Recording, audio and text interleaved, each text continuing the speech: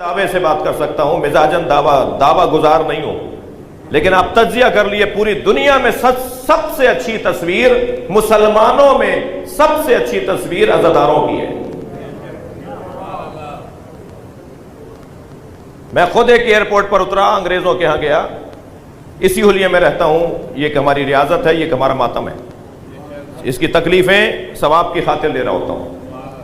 تو انگریز گزرے، کہنے لگے یہ آپ نے کیا پہنا ہوا ہے؟ یہ لباس ہمارا انہیں اچھا سا لگا، کچھ لگا عجیب علیحدہ سا لگا کچھ، کہنے لگے کیا پہنا ہوا ہے؟ میں نے کہا جی مسلم اسکالرس کا لباس ہے یہ۔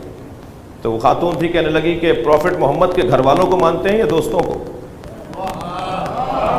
میں نے کہا پروفٹ محمد کے دوستوں کا احترام کرتے ہیں، اطاعت گھر والوں کی کرتے ہیں۔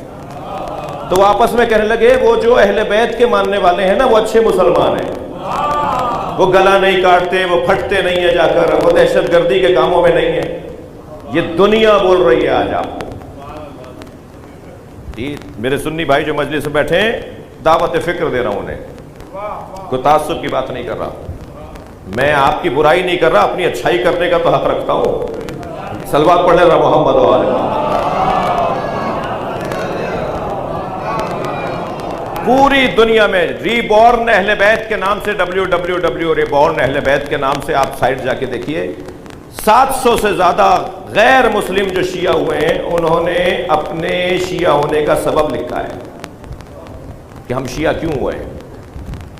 وہی جا کے اگر پڑھ لیتا ہے نا کوئی تو وہ 700 سے 702 ہو جاتے ہیں، پھر 700 سے 710 ہو جاتے ہیں، مسلسل پڑھ رہے ہیں ان کو سن کے۔ اور اس میں زیادہ تر نے ہمارے رسم و رواج کے اوپر کہا ہے کہ ان کے رسم و رواج انہیں انسان بنانے کے لیے بہت ضروری ہے۔ ان کے رسم و رواج جو ہیں شیعہ برادری کے، وہ ان کو اچھا انسان بنانے کی مشق ہے۔ تو انسان اثر لیتا ہے۔